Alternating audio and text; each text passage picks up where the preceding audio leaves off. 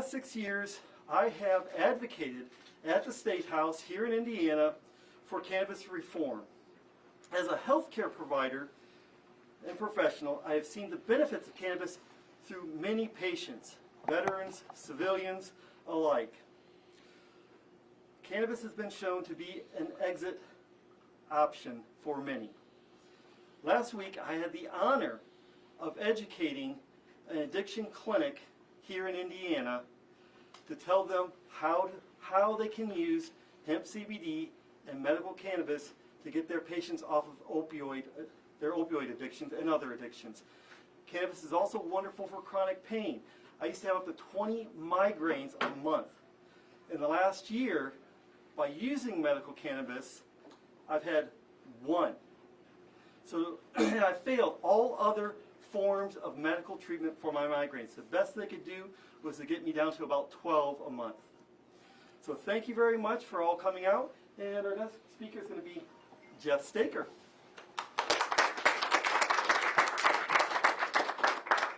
This is as tall as I get, so. We didn't say that. Yeah. My name is Jeff Staker. I'm the founder of Hoosier Veterans for Medical Cannabis. I started this organization in 2016. My little bit of background, I spent 11 years in the Marines, retired from the Indiana Air Guard up at Fort Wayne. Was prescribed opiates through the VA for nearly 10 years. That's when they handed it out like candy. And I got off of it and inquired about cannabis. Unfortunately, I was still a federal employee for another 2 years, but I did start Hoosier Veterans for Medical Cannabis. So what have we been doing so far? We've gathered all our veterans throughout the state. We've passed resolutions through the Indiana Department of the VFW, the American Legion, and the AMVETS. And we've put on a forum at the Rayburn House Federal Building with distinguished doctors and veterans groups throughout the United States, speaking to senior members of the VA staff and congressional staff members. Recently now, what's going on? Well, we did help with getting CBD here in the state. We were good advocate for that. It came along. It's a step forward, but we're not quite there yet. The MORES Act, as everybody should know, that passed through the House 3 years ago. I took a letter down there with 3 pages of signatures from our state legislators to support that bill, and then I re-emphasized that again as it passed the 117th Congress and is now on its way over to the Senate. I believe it's going in the Finance Committee, and then before it goes on to the floor. So I encourage everybody, the MORES Act is what we need here in the state. The governor says he's waiting on federal interventions, but unfortunately some of the feedback I'm getting from our state senators, we're leaving it at the state to make the decision. So we're in a catch-22. But let's get that bill passed. The fighting is going to continue on in next year's session, and we're going to get there. And that's all I have to say. Thank you.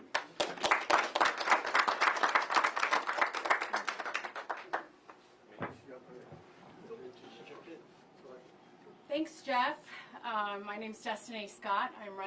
Destiny Scott Wells. I'm running for Indiana Secretary of State.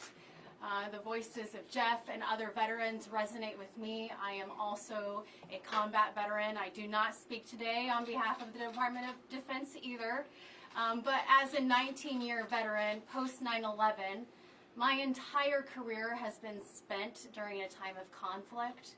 And therefore, I see this generation of veterans very touched by the issue of being overprescribed pain medication from facilities such as the VA because they do not have access to cannabis. Mr. Staker and other community leaders like myself are here because we see an opportunity that will transform our way of life in the Hoosier State. Legalizing cannabis will bring across the board opportunities, and it will create a better future for voters too. While some of Indiana's political leaders are rehashing tired partisan talking points about cannabis, State House leaders are already hard at work trying to solve this kitchen table issue. Leaders like State Representative Sue Arrington introduced legislation last session that would have created an infrastructure system necessary for the state to capitalize on legalized marijuana. This was supported by elected leaders like Maureen Bauer, and even Governor Holcomb was on board to see this get done, but unfortunately this did not get done due to partisan politics from the State House supermajority. Introducing measures that build out cannabis infrastructure is supported by businesses and key stakeholders across Indiana, but it'll likely take a cannabis supporter in the Secretary of State's office to help maximize economic revenues in the state.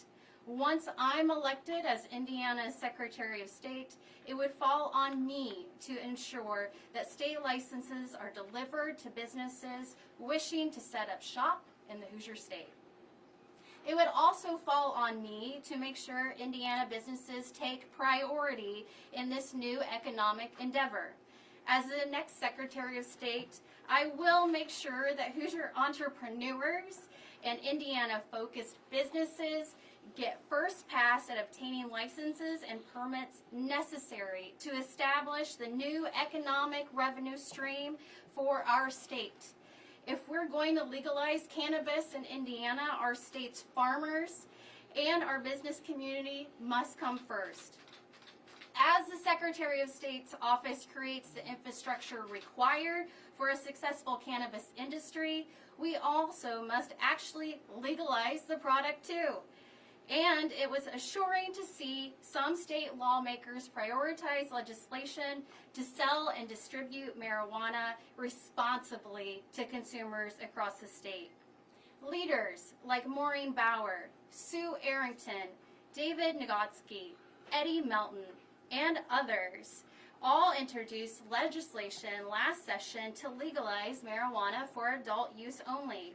And by adult use, lawmakers are calling for responsible regulation where adults 21 and up could have access to these products for medicinal and recreational use. We've seen the economic benefits that come with the product, and we know friends and neighbors who contribute to economies in Michigan and Illinois. Indiana is watching easy money leave the state because we're letting outdated ideologies and opinions on marijuana come before a revenue source for the state and an economic opportunity for our farmers and business community.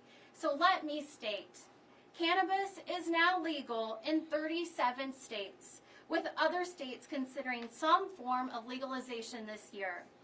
These are Democratic and Republican states and vary from medical to adult use. What is painfully obvious to anyone living near a bordering state where cannabis is legal in some form is that the economic boom and jobs are provided to the state across the border. Indiana is missing out on this economic opportunity if we continue to ignore the topic and let partisanship, not Hoosier common sense, dictate. My call to action: it's time to legalize cannabis. It's past time for current office holders like Secretary of State Holly Sullivan to not publicly support marijuana reform. And it is time to deliver this product for folks who need it most, like my fellow veterans. Thank you.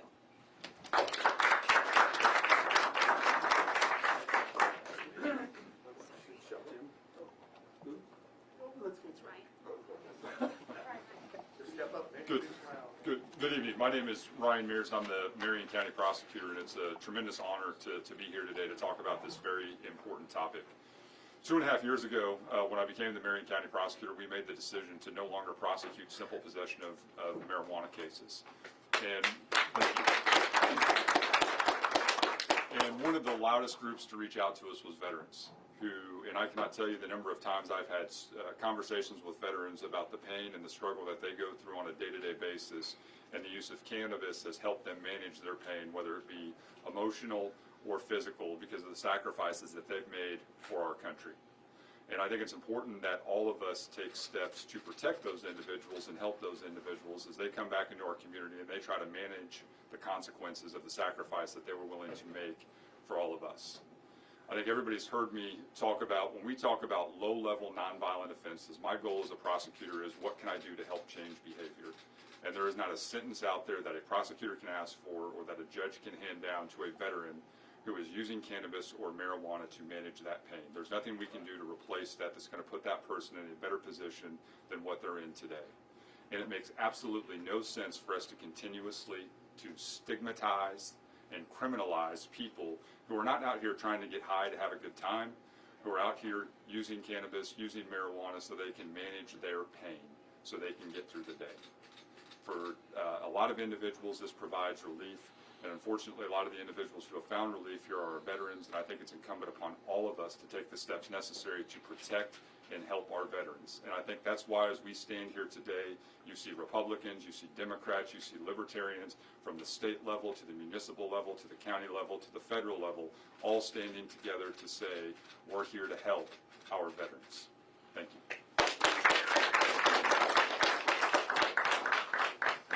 Good afternoon. My name is Jim Merritt. I served for 30 years in the Indiana Senate, and I like to think that the reason why I served for 30 years is because I like helping people, and that's what all this issue is about, is helping people.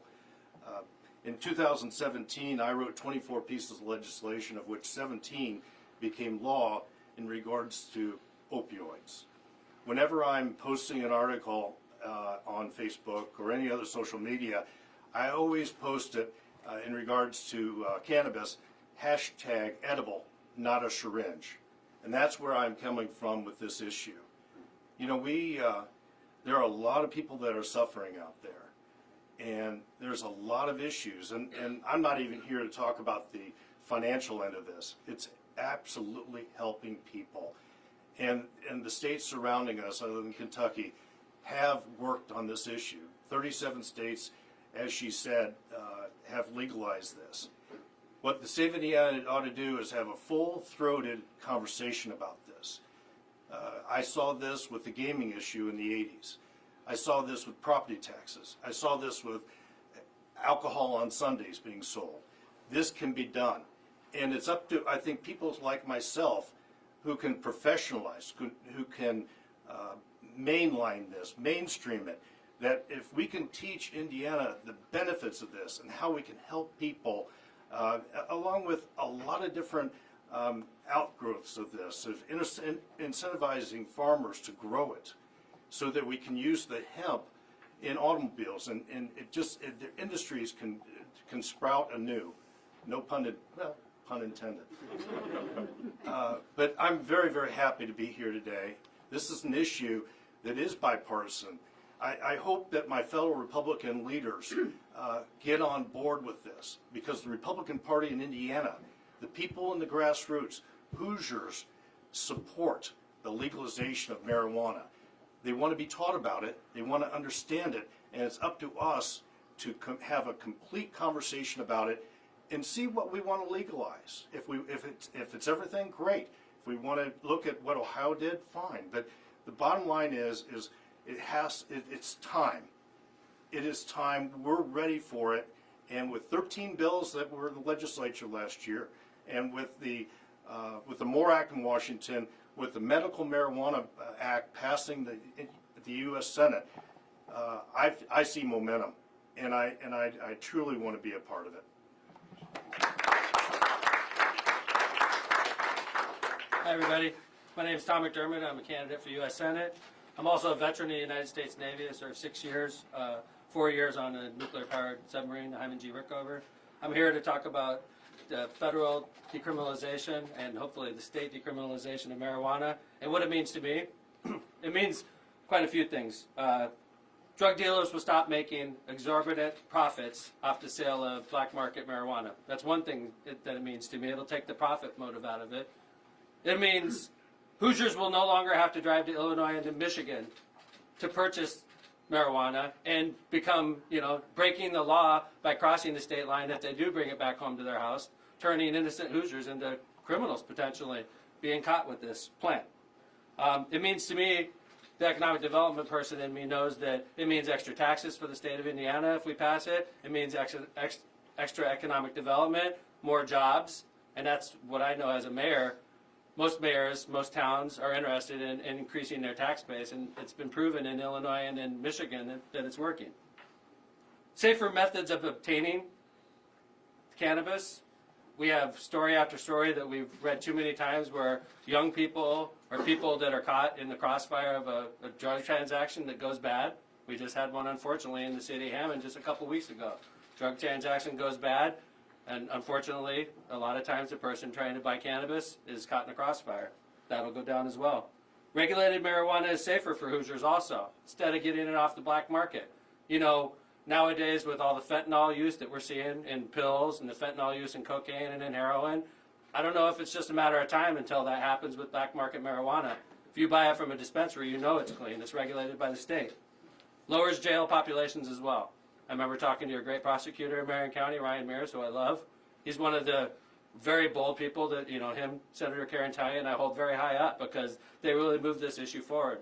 I remember Ryan and I talking about the number of prosecutors that used to have to prosecute these cases and how he's redeployed those prosecutors so they're working on violent criminals and violent crime cases, which is where almost all Hoosiers could agree. Wouldn't we better served if Ryan's prosecutors were working on violent criminals instead of people that were carrying a plant? I think so. What we're not advocating for, because I think people, when they hear about pushing for the decriminalization of marijuana, they just picture no holds barred, just we're going to see people all over Indiana using this. And what we don't advocate for is driving under the influence of it. Obviously, it should be treated like alcohol. You don't purchase vodka and you drink it and then go driving around. That's illegal, just like driving under the influence of marijuana is and should be. We don't advocate using it before work. At work, obviously, same rules apply with alcohol. We don't think children under the age of 21 should be able to access it either. That's one of the positives about selling it out of a dispensary. Because the local drug dealer on the street doesn't care if the kid's 14, 15, 16, but the dispensaries do. You have to have an ID to get in there. We aren't telling anybody that smoking marijuana is legal either. Smoking anything is unhealthy. Excuse me. Smoking is healthy for you. Smoking anything is harmful for you. And I know cigarettes have warning labels on them. Maybe that's a route we have to take if you're going to smoke marijuana as well, that you would have warning labels warning you that smoking is unhealthy for you. Purchase and possessing cannabis should be treated like we treat purchasing and possessing alcohol, in my opinion. Last year, 2021, the state of Illinois made more money off the sale of cannabis than they did through alcohol taxes, which is incredible when you think about it. Why are we allowing Hoosier tax money to leak across the border of Indiana into Illinois and into Michigan? All the economic development that follows it. I think that we should decriminalize it federally. I think we should decriminalize it in Indiana, and we should earmark all that tax money that we can make for our schools, for our veterans to increase their health care, and earmark it for mental health professionals. It's time to legalize cannabis across the board, federally and locally, and I hope that this is the impetus that gets us started. So thank you, everybody, for coming out today. Hello, my name is Evan McMahon, and I am the chairman of the Libertarian Party of Indiana. Cannabis legalization has been part of the Libertarian platform since 1971. We were for legalizing cannabis before it was cool. And for years we heard, we were criticized for being pro-cannabis. But today, these reasons are finally being discussed by Democrats, Republicans, by independents, as serious issues affecting Hoosiers. We have, the work that Prosecutor Mears has done by essentially decriminalizing possession by saying you will not be prosecuted. You can feel safe using cannabis in Marion County. That should be the other 91 counties in Indiana. We have former state senator Jim Merritt. We have Democratic U.S. Senate candidate Mcdermott. We have the Libertarian Lieutenant Governor candidate Will Henry, who's been working for decades on cannabis legalization issues.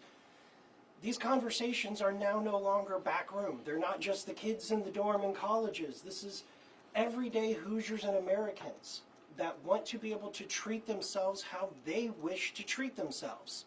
If you want to go and seek an opioid for your back problem, that's your decision. But there should be an alternative, and you shouldn't face prison for something that is proven to work. It's that simple. How many Hoosiers are sitting in the state prison system or in their county jail for just treating addiction or pain or mental health issues. It's as simple as that. Why are we criminalizing that? You know, my opinion is because it's profitable to do that. Nobody wants to talk about that part of it. But here we are. The party, libertarians, have been for cannabis legalization for over 50 years. In the last 10 years ago, if you polled Hoosiers, a little over 50% were for medical legalization.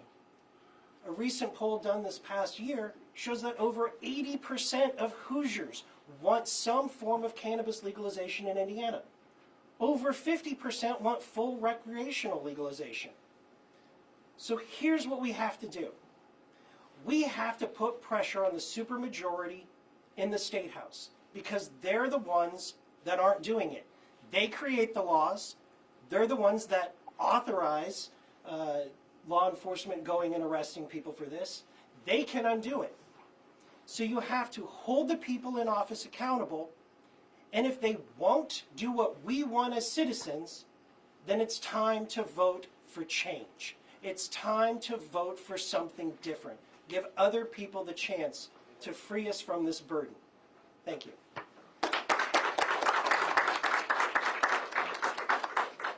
Thank you everyone for being here. My name is Kat Critch. I'm coming to you today as not only a citizen and a constituent of the state of Indiana, but I'm also coming to you as a patient, and I'm coming to you as a mother of a son that I buried due to fentanyl. So in my own journey, I was on 27 pharmaceuticals, and when I went to one doctor who was really honest with me, told me that cannabis would fix my problem. So 15 years later, here I am, 27 pills gone, and owner of 2 businesses, and I went back to college, and I'm out here for the people, the moms who don't get their voices heard when we bury our kids from all these opiates that doctors think they can just give them. And then when they mess up because they are high, because education wasn't given, then they go to jail, they go to prison, and our kids come out criminals at that point.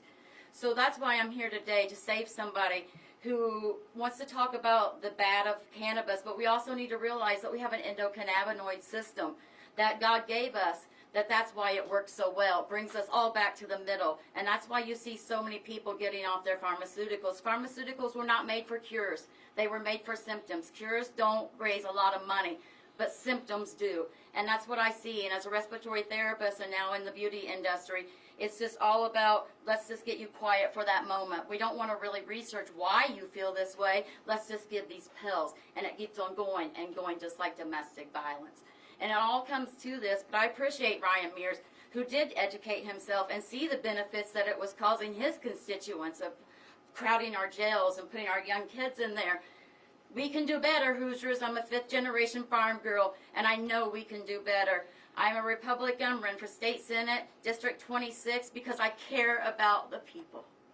Because we've buried our kids too much, and we've all been put into bed because of pharmaceuticals and wasn't able to be out here and be who we really are. Let's go, Hoosiers, and get with the times. Thank you.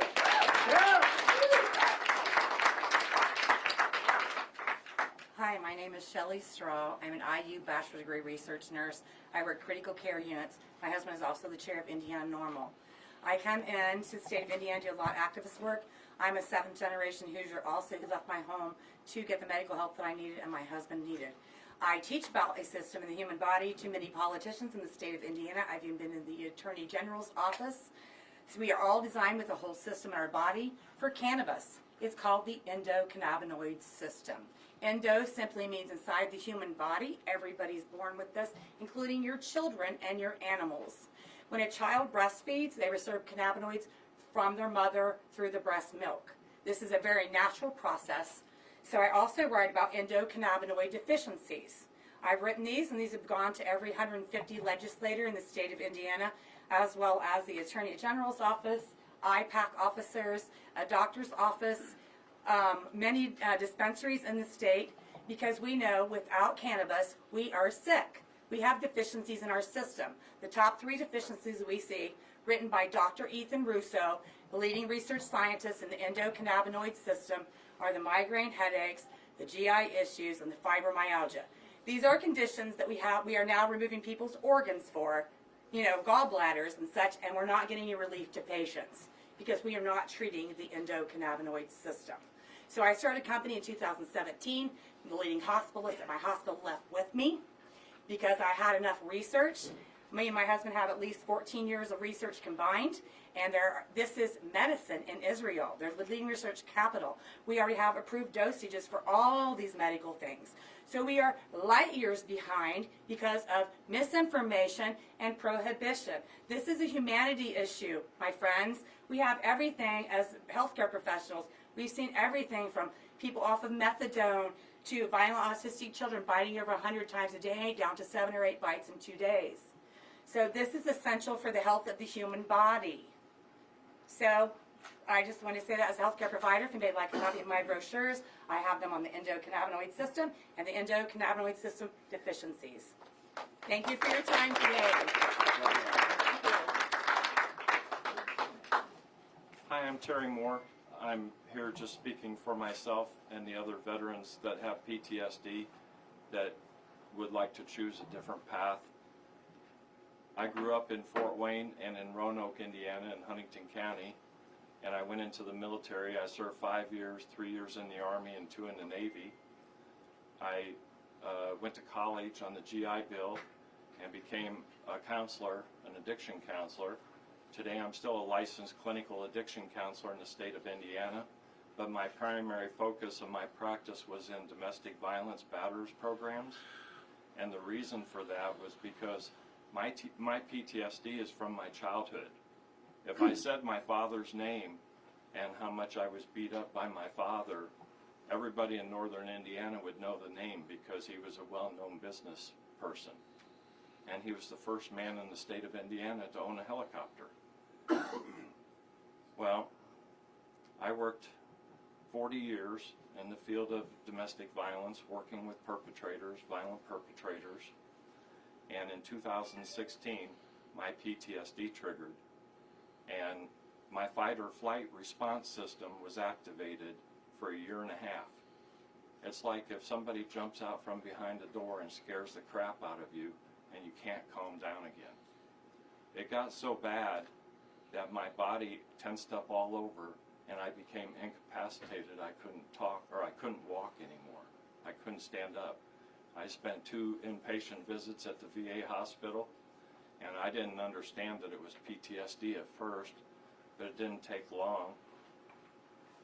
But the first time somebody seen me speak with a microphone about this issue was on the State House steps about 5 years ago, and I was riding a little scooter then because I couldn't stand up, and I spoke with the bullhorn back then. Today, I walk, I go places, I do things. The psychiatrists at the VA, when I went in, my system was so severe and they were so afraid of me committing suicide, they offered me any medication I wanted. I had some information about these medications because I'm a licensed clinical addiction counselor. So I refused opiates and benzodiazepines.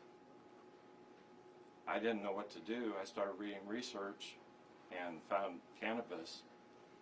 So I didn't know what to do. I was running court programs. Who the hell's going to sell me pot, you know? And so I went to Colorado and got enough, and then I went and got a post office box in Champaign, Illinois, and changed my address over there so I could get a medical marijuana card in the state of Illinois. Today I could just drive up to Michigan. I don't go to Illinois because the taxes over there on the pot are so high. I get it shipped to my door from California for half price Illinois, and I can get $100 an ounce less just driving across the border into Michigan. Everybody's talking about money. I want to grow my own, you know. I just want to be able to have a few plants. If you want to make money, tax tomatoes, you know. You know, cannabis is less dangerous than sugar. That means McDonald's is more dangerous to us than cannabis. You know, I just had a first appointment with I quit going to the vet center in December. My doctor found out and wanted me to get an immediate assessment from the psychologist for suicide. That took 2 months. But then they did the assessment, and I'm not suicidal. I told them I wasn't suicidal, even though I had suicidal thoughts. But, you know, with my past experience and what I've been through, the things that helped me was cannabis, medical cannabis. I don't buy it off the street. I pay the tax, usually in Michigan or California. I get it mailed to me, just like my medicine from the VA. You should do something to protect medical marijuana patients traveling through the state. My God, there's, what, 14 states that are left where I'm considered illegal. And the only place that I truly feel safe is in Marion County because of Ryan. I'm so grateful for this guy, you have no idea. I asked him to stay after and let me take a picture with him because I'm such a fan of his, because he makes it so that I can. I was being open about it because I figured, here I am, a white male business owner, served my country, served my state for 45 years, and I'm a criminal because I use cannabis instead of opiates. I'm not the criminal. The legislature here is the criminal. The legislature is the criminal. This is criminal. When I found out that the MORE Act up there and the things that are going through the federal are going to leave it to the states, I remember Governor Holcomb in the governor debates, when the issue of marijuana came up, he started talking about everything Eli Lilly was doing for the state. Seriously. If you're going to pander to the veterans, for God's sakes, take care of us. Don't come out here and have us flank around you and hug you and everything, and then you go up there and don't do nothing about it. Be real. Be honest like this guy. I've been watching him since then, watching how he's dedicated. I'm a constituent of his. I watch how he dedicates his resources. He's doing the right thing morally. That's what people need to do. There needs to come a point where people in our lives take a precedent over profits. I know that politics is a business, and just like you sell any product or service, what you're selling as a politician is your vote on legislative things. And so I see how these things come down where they buy just enough votes to get just past the threshold to defeat us all the time. That's why I'm searching for a new home in Michigan. I just can't take it anymore. I can't take being afraid just driving between here and Michigan. So I appreciate if you help us out. We really need this to be legal. Every chronic pain issues, no matter whether it's PTSD or any other chronic pain issue, opiates don't work. All it does is gets them hooked. And look at the tolerance. Please help us out. Last speaker, and then we'll take questions. Sorry. No, Shelley, do you want to go? Shelley. Okay, well, if you don't mind. Okay, yeah, go ahead. May I introduce Commander Carrie Turley of this post, and she's a good one, guys. So let's hear this story. Thanks, guys. So I just wanted to share a little bit about my experience. So I have lupus. I got diagnosed probably about 10 years ago or so. The doctors had no idea really what to do with it other than to throw a lot of pain meds at it. At the time I made the decision to stop taking opiates, I was prescribed, by the way, 3 morphine pills, 4 Vicodin, and 5 milligrams of Xanax a day. Now the Xanax was to let me sleep because the pain meds kept me awake at night, but I had been on everything prescribed from a fentanyl patch. I think we've all probably heard of fentanyl by now, killing a lot of people. Oxycontin, Percocet, Vicodin, you name it, I was on it. Also was raising 6 children. So you can imagine it gets expensive, it gets timely. You go to, you have to go to the doctor every month because it's so regimented, right? They're drug testing you to make sure you have the drugs in your system so that you're not selling them. The pharmacies look at you like you're a drug addict because you're picking up, these major painkillers every day, and it almost killed me.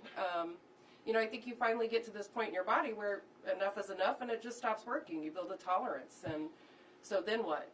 How many more morphine pills can you take a day? How many more, Percocet can you take a day? And still function, right? Still be a mom, still be a boss, still be a grandma, still be all these things at the same time. I have very quickly found that I can go right around the corner. I can get some legal Delta 8, CBD, Delta 9, Delta 10, whatever I want. It does the same thing with absolutely zero of the side effects. It's just that simple. It's not all about getting high. There are a lot of products out there that don't get you high, that are legal, that still help with pain, anxiety, depression. There's so many things that it helps with. Stomach problems, eating. I got down to 108 pounds. That's on a 5'8" frame, not great. Starting to use those CBD products and things is what allowed me to start eating again. And, it's a big thing. Us veterans, we're doing our best to fight for our country and do what's right, for this country, and then to still have these moments where we're trying to educate people that it's not all bad, right? There's a lot of good benefits to it. And a lot of states have already figured that out. Unfortunately, Indiana's a little behind the times on that, but hopefully we can get some education out there to vets that are struggling, whether it's pain, depression, anxiety, PTSD, so many different things that this can really help. And it's time that we get the word out there and get the education and stop making this such a taboo subject. So, if my story can help anybody, I hope it does. I don't have to take all those meds anymore. I save a ton of money and a ton of heartache, and I can still be there and be active for all my grandkids and my kids. So it's time we all stepped up and provided that education and did something about it. So, thank you. Okay, a couple questions, then we're going to wrap. So first question, Abdul, go. Two questions. First of all, one of the big arguments against decriminalization is how do you test it? Somebody who's been in the car or under the influence. What is your response to that question? And Mayor, could you explain your commercial and how you did it with the cigarette joint? Did you do it in Indiana or did you do it somewhere else? The commercial was shot. Yeah, thanks. The commercial that my campaign dropped today was shot on a Sunday. I think it was 2 Sundays ago. We drove to Mission Dispensaries in Calumet City, a little plug for them. Purchased 4 joints, drove, and I was not driving, I was being driven. We drove to Crete Township where we shot the commercial, and all 4 joints were consumed during the commercial. 2 of them went really quick because we were all very nervous. And then we had to ration the last 2, but I was very nervous. I don't know if you see the initial inhales, my hands were shaking because, most people that have used cannabis in their life spent most of their life trying to be off a camera, so it was a weird being in front of a camera on purpose. But so yeah, that was the commercial, and I'm going to let Ryan talk about the driving, but that is a weakness, obviously, that if you're pulled over drinking alcohol, they could do a breath test on you and determine how intoxicated you are, and that certainly is a weakness in regards to cannabis, because if I tested a driver of mine that was driving a truck, and 2 weeks ago they went to a concert in Chicago and legally consumed marijuana, that's definitely a weakness, that they would still be positive 2 weeks later and they could be completely sober. And obviously, whoever could figure out how to test the intoxication of a person under cannabis is going to be a billionaire. So for those of you that are very smart, I would work on that. Can I follow up on that? Sure, sir. If I'm going in for an employment screening, or my employer decides to screen me, where does that place me in line with my job or job application? In Hammond, it wouldn't hurt you. No, Indiana. Well, I'm talking, I wish in Indiana. Or you passed the law. Well, no, I'm sorry, I'm not in charge of Indiana at this point. I'm running for U.S. Senate, obviously. But in Hammond, it wouldn't hurt you in the administration I'm in charge of. I'm here with my police chief, by the way, Andy Short. Nice to see you. In the Hammond Police Department, Hammond Fire Department, they have rules that you have to follow. It's still illegal. So if you're going to be a police officer, obviously you have to follow the law in Indiana. If you're going to drive a commercial vehicle in the city of Hammond, obviously you have to follow the law in Indiana, which requires a drug test. So, if it was my secretary, for instance, and she used cannabis, I'm not going to test her because she doesn't drive a heavy vehicle. So that's my choice in how I run the government in Hammond. But as far as Indiana, you'd have to talk to the governor and his administration, or Mr. Prosecutor. And I think to answer your, number one, we've already seen the legislature take strides in this particular area. They've passed legislation that provides for defense. And it's just like anything else. It's one thing to have it in your system. It's another thing is, are you operating under the influence? It's called under the influence. And there are things that can be done roadside to indicate, is a person suffering from the side effects of recent marijuana usage? Is that impacted their ability to drive? Has that impaired their ability to drive? And so there's really a common sense solution to this. You know, just the mere presence of it, does that necessarily mean that someone is per se driving under the influence? I don't think so, and I think we handle alcohol the exact same way. We look for outward signs of impairment and intoxication, and we can do the same thing with marijuana. We just have to put the resources into drafting common sense legislation that accounts for that. Cool. Brandon. Yeah, Mayor McDermott, Could I answer that question? Sure. First of all, thank you to the veterans that are here for serving us. This is one of the major reasons why I got involved in this issue, and also thank you to the families who support them. Abdul, it's a very good question, and I think the roadside stop is really the key to people on my side of the aisle, and how someone could be judged impaired. And if it's by saliva, if it's by DNA, technology hasn't caught up with it yet, but I think it's really the key to the future of the roadside stop in the state of Indiana. Cool. Brandon Smith. Mayor McDermott, we heard evidence cite the stat that something like 80+% of Hoosiers now support some form of legalization. But how do we get from that number to actually making sure that when people are casting their votes, it's this issue that's deciding that for them? Well, I think dropping the commercial that I did today shocked people. There's a lot of people talking about it, and I think that's the first step. Personally, it's something that's important to me. It's not the most important issue facing the Hoosier State, though. I want to make that clear. Today is 420 Day. There was a rationale behind dropping it today. But when I go on the campaign trail, it's not my top issue I'm talking about. There's a lot of things in America that need to be fixed. This is one of them, and that's where I'm coming from, sir. Cool. Brian Howie. Question for Prosecutor Mears. When I talked to Governor Holcomb, he says that there's a lack of research on legalization of marijuana. And yet, you go back to the federal decision back, I think, in 1937, when marijuana was scheduled with heroin and morphine, and there was a complete lack of research. The LaGuardia Commission found that out. Can you talk to me a little bit about how the original scheduling has carried on, forth for almost a century now? Well, and I think there's a lot of people here who'd love to answer that question on the scheduling, and unfortunately, I think the scheduling is related to racism. I think was a part of how it got grouped in with some of the drugs that it was grouped into. But I don't think we should let those past mistakes dictate our policy moving forward. And so when I hear people talk about, well, we need more research, or we need another roundtable, or we need another commission, no, we don't. There's more than enough evidence out there to demonstrate that there are plenty of adults and there are plenty of Hoosiers who can safely and responsibly consume marijuana or cannabis in a way that does not negatively impact their community. And more importantly, there's no nexus to public safety. The prosecutor's office, the police department, all of us, we need to be laser focused on violent crime and the issues that truly matter in our community. And we don't need to be wasting our time whether or not somebody has a joint or not, least of all a veteran who proudly served our country. Trying to jam them up over a small amount of marijuana. I heard a lot of grumbles back here on the One thing I wanted to say is, basically it was back in the 70s when they started the scheduling and stuff like that. But recently, let you know what your veterans have been doing. We wrote a letter to the U.S. Attorney General. I wrote a letter to our State Attorney General and to both our senators. Both the United Nations and the World Health Organization have reclassified cannabis into a category where it's recognized as a medicine. And under U.S. law, we have treaties with both the United Nations and the World Health and to follow suit. So that's the argument that we made within that letter. So there's a change there that should be coming down. Okay, great. Garrett, go. Question for Mayor McDermott.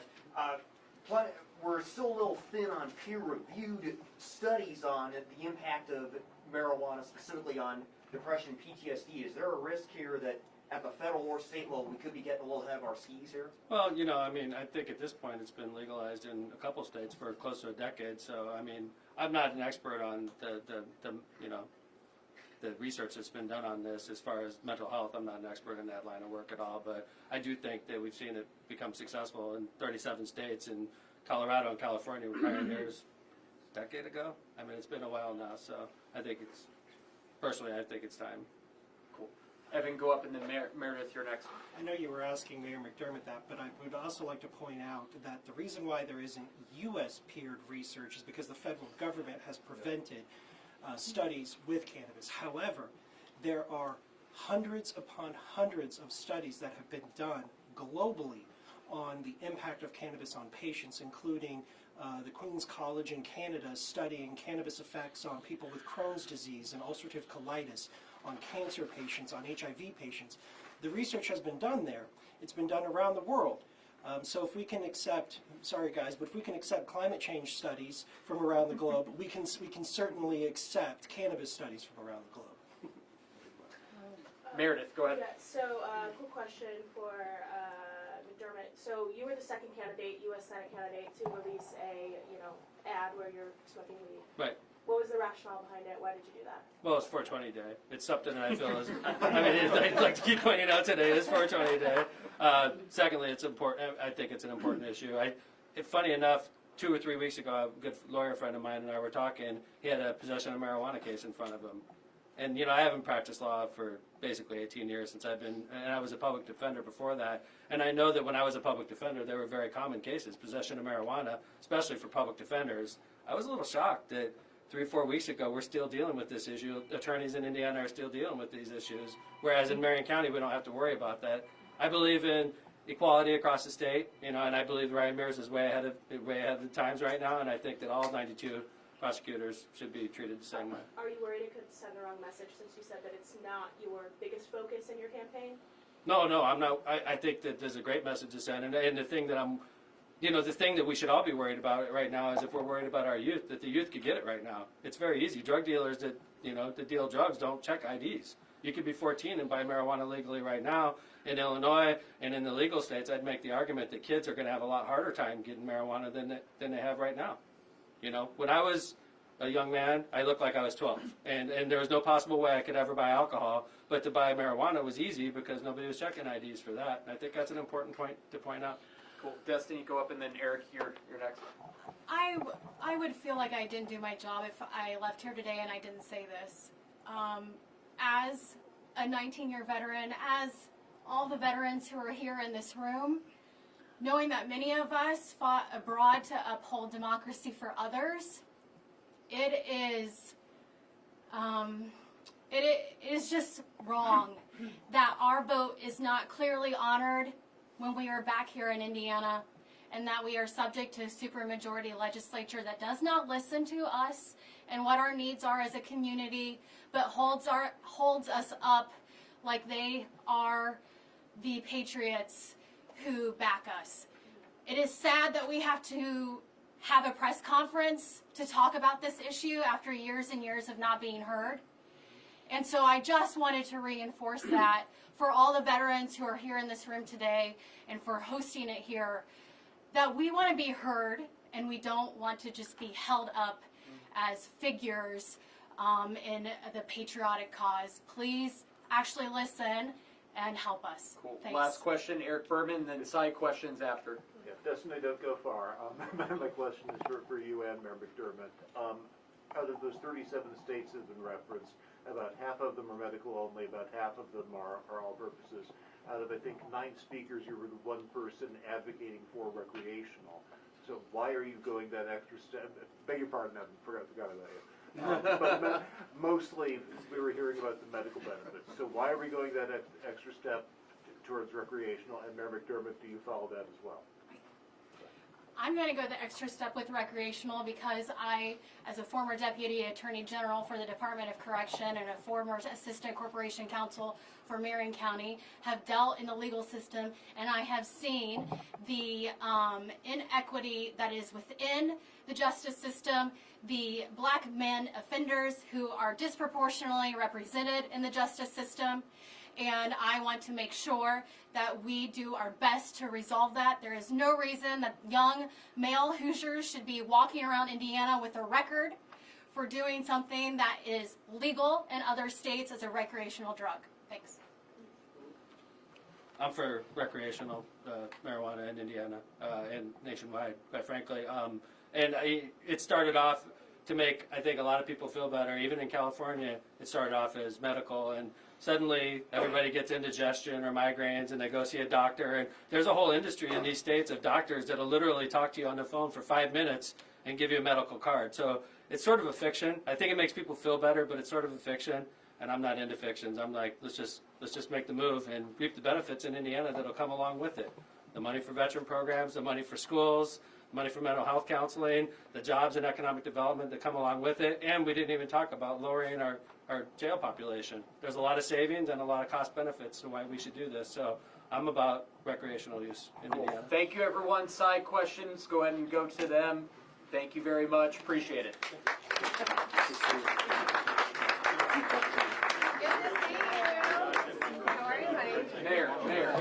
Mayor, Mcdermott. Okay.